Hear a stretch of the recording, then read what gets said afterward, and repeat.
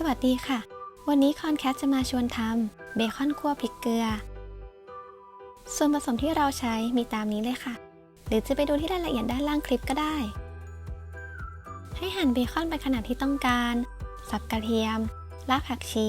และพริกไว้ล่วงหน้า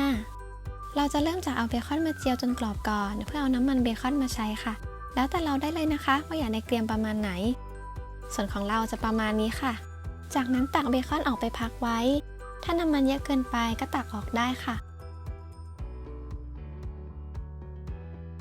นำกระเทียมลงไปเจียวให้พอเหลืองแล้วใส่พริกกับรากผักชีสับลงไปคั่วให้แห้งสุกและหอมค่ะ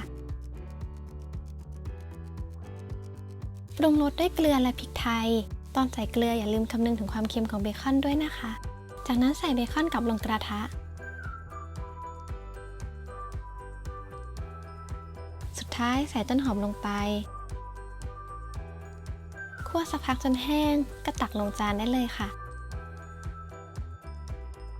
สุดท้ายโรยต้นหอมซอยและผักชีเพื่อความสวยงามแค่นี้ก็เสร็จแล้วค่ะเบคอนคั่วพริกเกลือของเรารสชาติเผ็ดจี๊ดหอมกลิ่นเบคอนแบบนี้แค่หุงข้าวสวยร้อนๆมาทานคู่กันก็อร่อยสุดๆแล้วค่ะขอบคุณที่รับชม